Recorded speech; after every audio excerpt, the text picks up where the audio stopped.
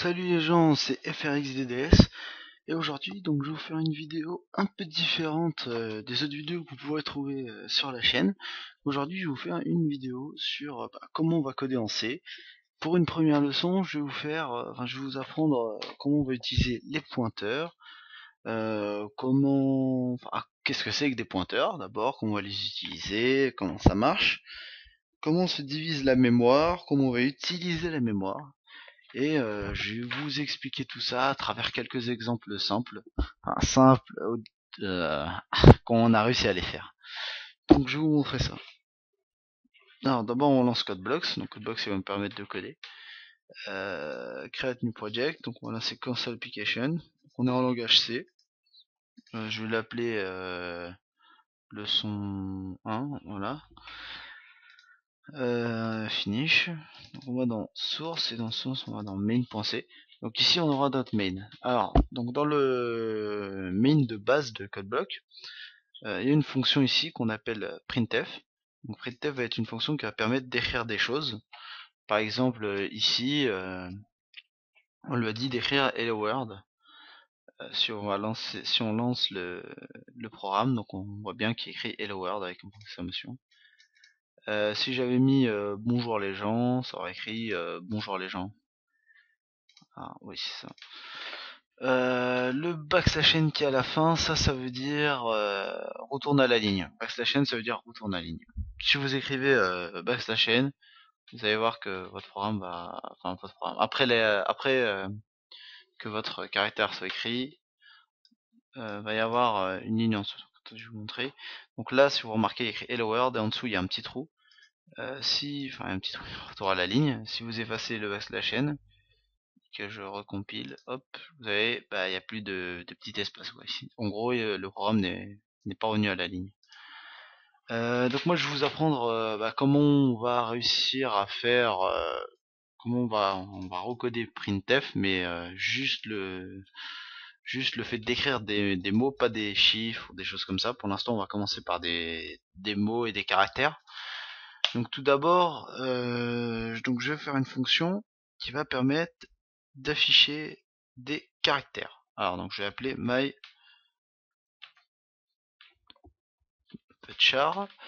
Donc cette fonction va permettre d'afficher des caractères et on va lui donner en paramètre un char C. Donc char ça veut dire que la variable qui est après est un caractère, c'est un type de variable.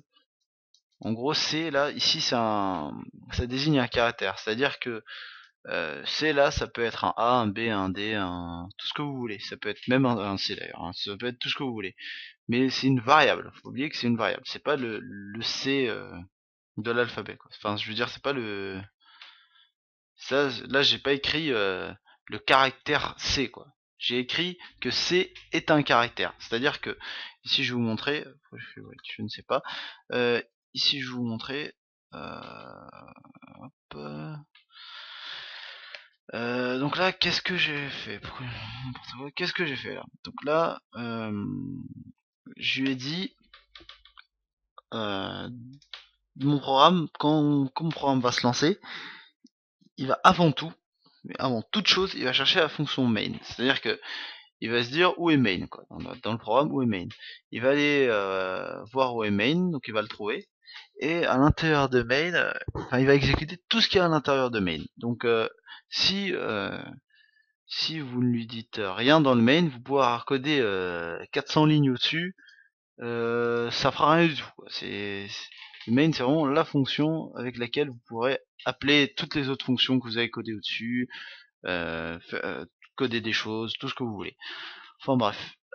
Ici, on lui a dit dans la fonction main, on lui a mis un appel à la fonction myPutchar. C'est-à-dire que là, il va appeler le main, il va exécuter ce qu'il y a à l'intérieur, il va dire ah myPutchar, qu'est-ce que c'est myPutchar? Ah oui ok d'accord c'est le truc qui est au-dessus, il va voir le myPutchar qui est là, il va voir ce que myPutchar prend en paramètre, là il va voir que il prend un caractère, donc c'est à dire que ici, quand je vais appeler myPutchar, je vais lui renvoyer un caractère, par exemple A c'est un caractère, B c'est un caractère, toutes les lettres de l'alphabet sont des caractères.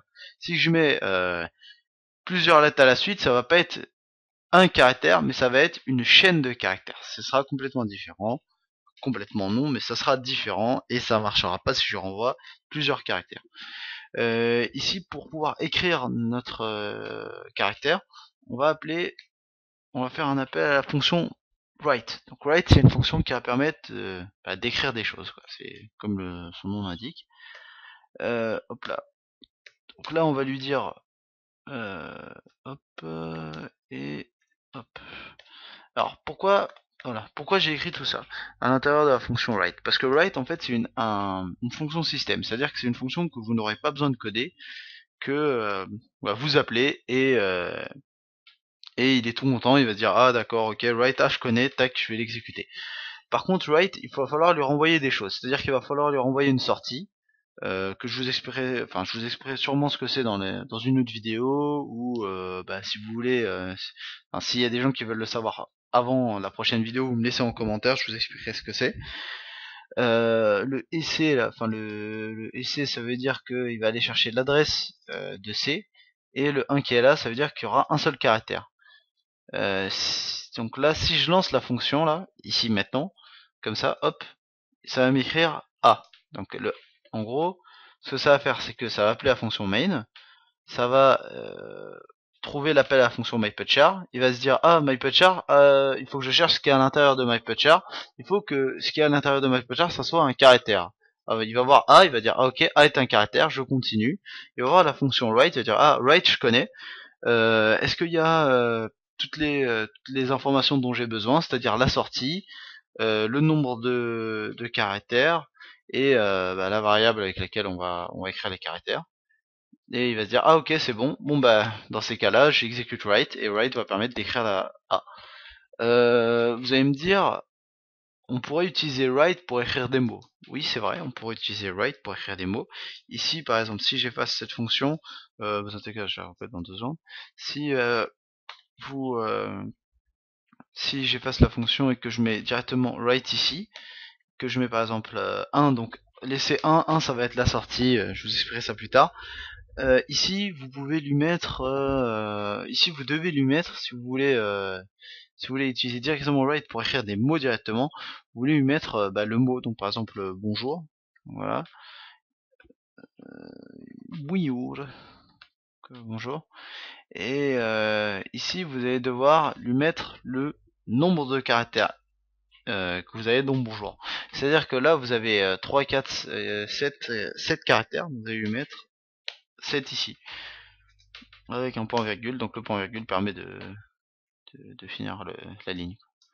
Alors hop, vous allez voir qu'il y aura écrit bonjour. Si jamais je mets 6 ici, regardez ce que ça va faire, ça va être bonjour. En fait, ça va s'arrêter au nombre de caractères qu'il y aura ici. C'est-à-dire que si je mets 3 ici, ça va écrire bon. Bon, vous aurez compris le truc. Donc attendez, je recode vite fait myPutchar, ça prend une seconde.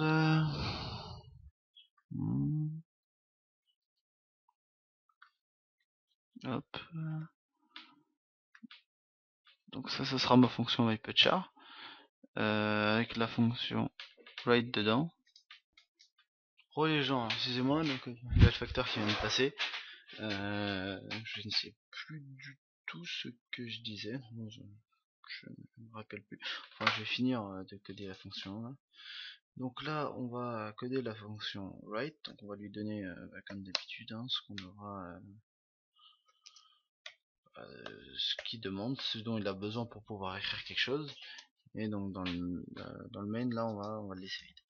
Alors maintenant qu'on a fait une fonction qui va écrire des lettres, on va servir de cette fonction qui va écrire des lettres pour écrire des mots. Comment on va faire? Donc je vais voir, j'ai int ma fonction qui est là. Je vais l'appeler ptster. Donc attendez une minute.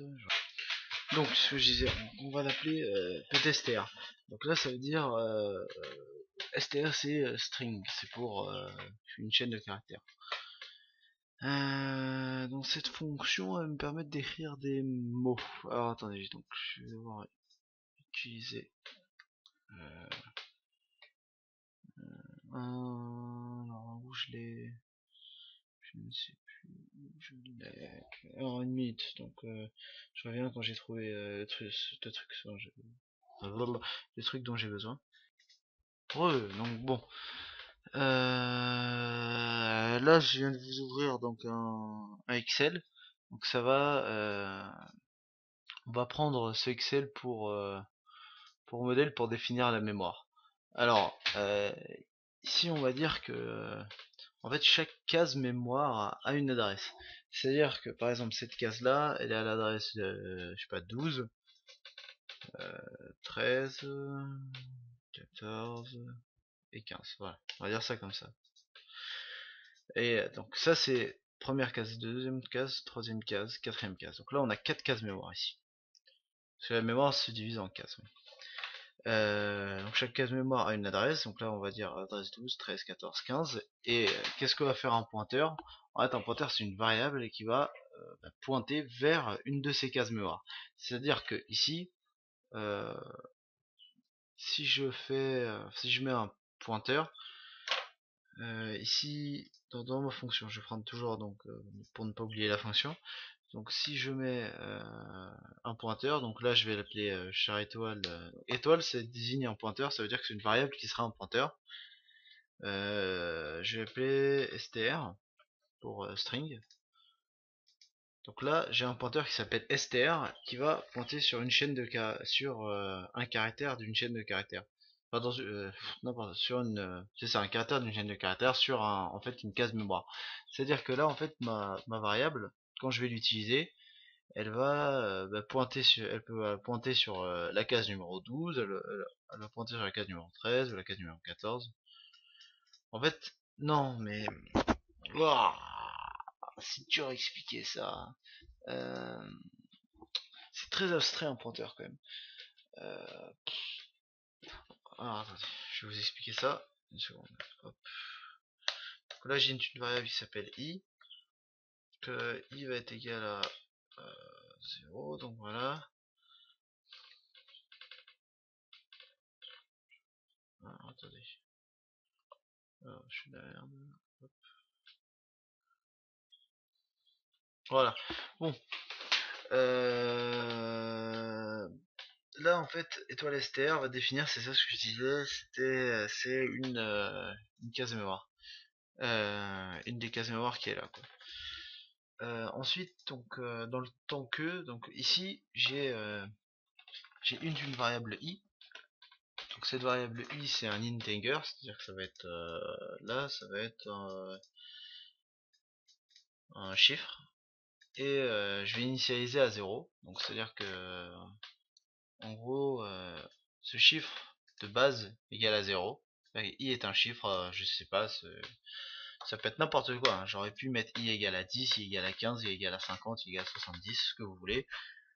Pour l'instant, ce qu'il y a à retenir, c'est que i égale à 0 de base, c'est-à-dire que i je l'ai initialisé à 0. Ensuite j'ai mis un tant que.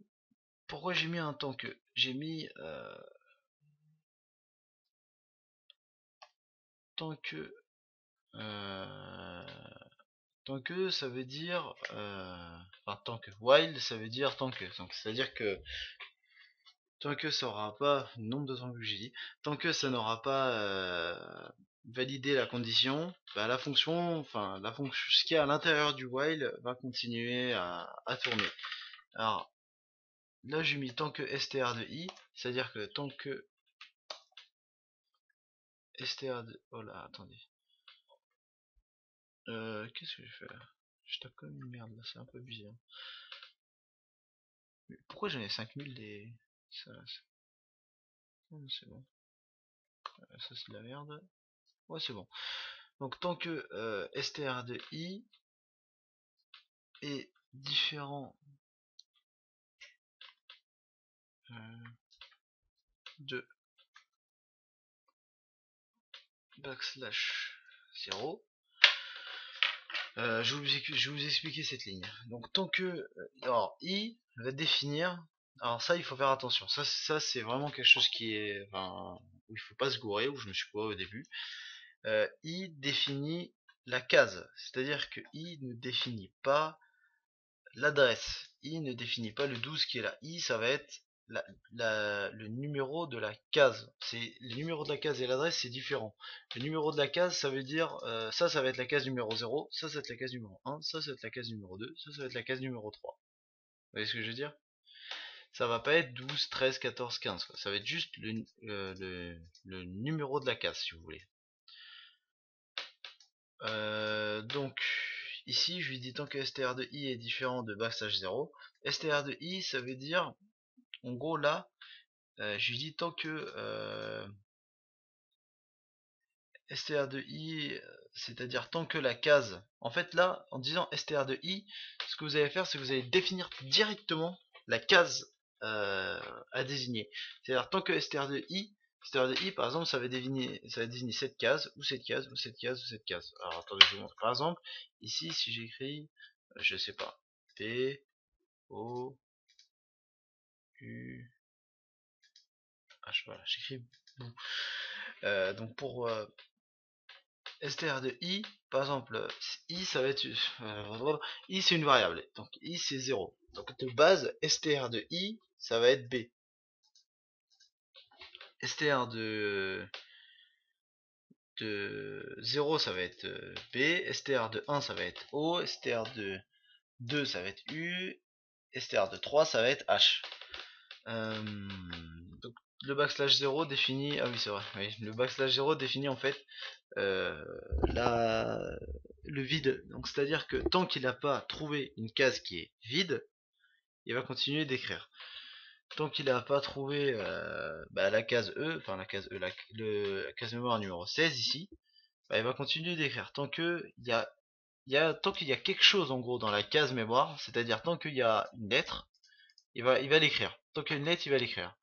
S'il n'y en a plus, là, par exemple, il va écrire le B, il va écrire le UO, il va écrire le U, il va écrire le H, il va dire, ah, le E, bah, il n'y a rien du tout, enfin, je veux dire, la case, là, bah, il n'y a rien du tout, ce qu'on va faire, bah, c'est que, bah, la fonction va s'arrêter là, puisque c'est ma condition. Je lui dis, tant que c'est inférieur à backslash 0, bah, il va écrire, ici, qu'est-ce qu'on a besoin pour écrire un caractère? On a besoin de la fonction qu'on a codée juste avant, myPutchar. myPutchar nous permet d'écrire un caractère. Et myPutStr un mot. Pour écrire un mot, il faut écrire caractère par caractère. Le mot va pas s'écrire d'un coup. C'est-à-dire que le mot, par exemple, la boue va pas s'écrire boue directement. Ça va écrire B-O-U-H. Ça va s'écrire petit à petit. C'est-à-dire que petit à petit, vous allez écrire le mot. Là, on va appeler myPutchar. Donc on va lui donner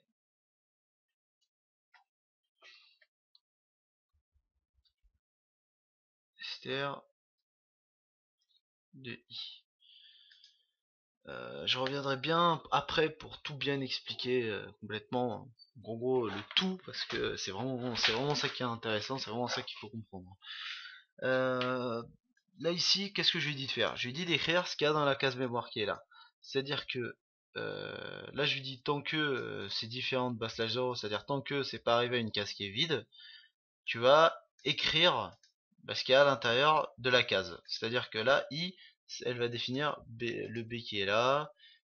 De base, ça va définir le b qui est là, puisque i égale à 0. Donc, i égale à 0, ça veut dire que... Qu'est-ce que je viens de foutre là? Ah, ok, d'accord.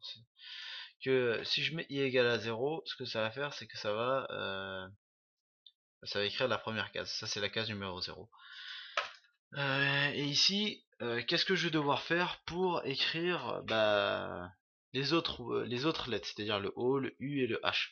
Parce que là, pour l'instant, ce que je lui ai dit, je lui ai juste dit d'écrire str de i. C'est-à-dire que là, je lui ai dit d'écrire ici le B, que i égale à 0. Donc ça va être myPutchar, str2 0, et str2 0, c'est B. Donc qu'est-ce que je vais devoir faire pour écrire les autres? Je vais devoir incrémenter mon i. C'est-à-dire incrémenter, ça veut dire je vais devoir l'augmenter, c'est-à-dire petit à petit il va devoir grandir mon i. Donc ici i égale à i plus 1. What the fuck, pourquoi c'est écrit là? Je ne sais pas. Je mets un égal, voilà, c'est la classe. I égale à i plus 1, ça veut dire que en gros ce que va faire ma fonction là. Donc dans mon main, alors attendez, je vais vous montrer en somme ce que ça fait. Par exemple, je vais mettre as. Voilà. Et je vais mettre un point virgule. Alors, qu'est-ce qui va se passer? Là, qu'est-ce que va faire qu'est-ce que va faire ma fonction? Voilà. C'est compliqué quand même, hein. C'est compliqué surtout à expliquer en fait. Je trouve ça vraiment compliqué à expliquer. C'est pour ça que je fais une vidéo dessus. Parce qu'il y a beaucoup de gens qui ont besoin de précision là-dessus. Donc retournons un peu à la fonction, c'est le temps que j'ai fait ça. Hop, voilà. Donc là, qu'est-ce que ça va faire? Là, quand je vais compiler et lancer, ça va m'écrire as. Pourquoi ça va m'écrire as? Dans mon main, je lui ai dit, donc on l'a vu tout à l'heure, le main est la première fonction qui est appelée. C'est-à-dire que quand mon programme va se démarrer, il va aller voir s'il y a une fonction main, il va voir ce qu'il y a à l'intérieur de la fonction main. Donc à l'intérieur de la fonction main, j'ai mis myPutTester. MyPutTester, c'est ma fonction qui est là. Et char étoile str, ça veut dire qu'il va prendre une chaîne de caractères en paramètres. C'est-à-dire qu'il va prendre plusieurs caractères. Par exemple, as. As, c'est une chaîne de caractères. C'est 3 caractères, plus précisément. Donc si je mets char étoile str, c'est-à-dire que je veux une chaîne de caractères. Ensuite, je me suis dit comment je vais pouvoir faire pour pouvoir avancer dans mes cases mémoire qui contiennent justement les lettres qui sont as. Comment je vais faire pour avancer dans ma case mémoire? Je vais rentrer une variable que je vais appeler i. Donc ici, i qui va être un chiffre ou un nombre. Je sais pas, ça dépend de votre chaîne de caractères, combien de caractères elle est là.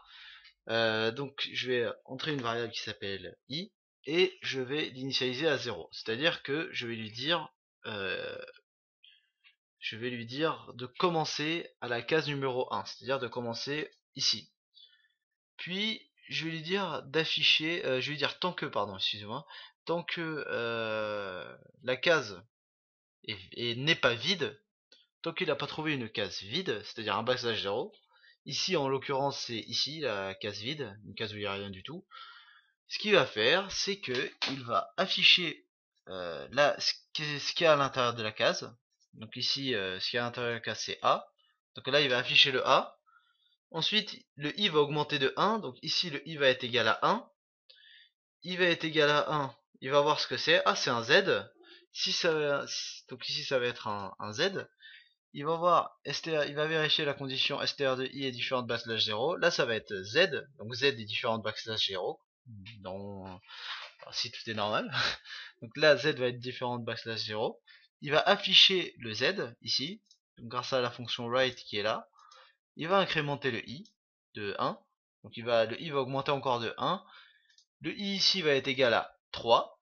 À 2, pardon, excusez-moi. Donc on est à 2. Il va voir str de 2. Que i va être égal à 2. Il va voir que c'est différent de backslash 0. Il va se dire, ah, c'est différent de backslash 0.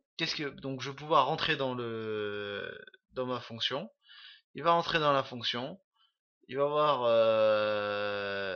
il va afficher grâce à myPutChar de str de i, pardon, il va afficher ici le e. Ensuite, il va avancer de 1 et là, il va se dire ah merde, je suis tombé sur le backslash 0, je suis tombé sur une case qui est vide. Qu'est-ce qu'il va faire? Bah, il va quitter la fonction while ici et il va quitter la fonction, il va quitter le programme. Donc, vous aurez écrit un mot grâce à une fonction qui s'appelle myPutStr sans utiliser le printf. Donc par exemple là si je vais tester encore une fois, bonjour. Si je mets bonjour si je mets bonjour comme ça, il va normalement m'écrire bonjour. Regardez, hop, il va m'écrire bonjour. Si je mets bonsoir, il va m'écrire bonsoir. J'espère que vous aurez compris le fonctionnement de cette fonction. J'ai pas très bien expliqué ce que c'est que les pointeurs parce que c'est quelque chose qui est un peu qui est très abstrait. Bah tiens, je vais essayer de vous l'expliquer maintenant, mais de manière assez rapide, de manière assez brève. Si vous avez besoin de précision vraiment sur les pointeurs, n'hésitez vraiment pas à me poser des questions dans les commentaires. Je me ferai un plaisir de vous répondre et d'essayer de vous expliquer le plus clairement possible ce que sont que les pointeurs et bah, comment les utiliser. Très brièvement, les pointeurs pour vous donner un peu une ligne de vue, enfin pour voir un peu ce que c'est. Les pointeurs, ça va être une variable donc qui va désigner une case mémoire. C'est-à-dire qu'un pointeur, ça va ici par exemple mon char étoile Esther comme vous l'avez vu ici, mon char étoile Esther qui est là, il va désigner une case mémoire qui est là, c'est-à-dire soit le A, soit le Z, soit le E. En fait, un pointeur, ça va être une variable qui va pointer sur une case mémoire, c'est ça. Voilà. Si vous voulez résumer ça très simplement, c'est une variable qui va pointer sur une case mémoire. Vous pouvez manipuler ce pointeur, comme je l'ai fait actuellement. Vous pouvez lui dire, par exemple, le manipuler dans la fonction. Voilà. Dans la fonction while qui est là, je lui dis tant que str de i est différent de backslash 0, je lui dis tant que tu trouves pas une case vide, bah tu vas écrire, tu vas continuer d'écrire, et quand tu vas trouver une case vide, tu vas arrêter d'écrire. Faut savoir aussi que quand vous mettez des fonctions, enfin quand vous codez des fonctions comme ça, et que vous mettez char étoile str, un truc que moi j'avais pas compris de base, c'était que le char étoile str est commence à la première case, c'est-à-dire à 0. Il commence, c'est-à-dire que votre mémoire, elle va être constituée de énormément de cases, comme vous pouvez le voir, enfin comme vous pouvez l'imaginer, elle est constituée de ça de cases quoi. Ça va être vraiment un truc de malade, quoi. C'est vraiment un truc mastoc quoi.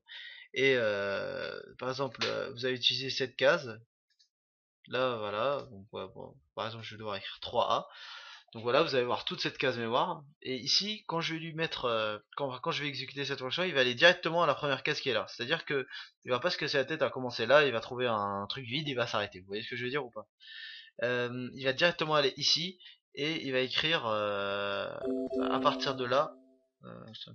Il va vraiment écrire à partir de là le A, le A, le A, et après hop, il va trouver une case vide et dire oh bon bah j'arrête.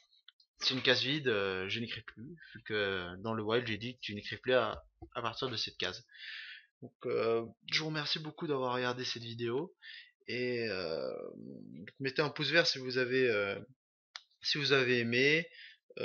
Si vous voulez que je fasse d'autres vidéos sur le langage C pour essayer de vous apprendre un petit peu comment coder un peu en C. Sinon, je vous dis à plus et laissez des commentaires si vous n'avez pas compris, si vous avez besoin de précision, vraiment n'hésitez pas. Je me ferai vraiment un plaisir de vous répondre. Donc voilà, sur ce, cette vidéo est terminée. Je vous remercie beaucoup et à plus les gens.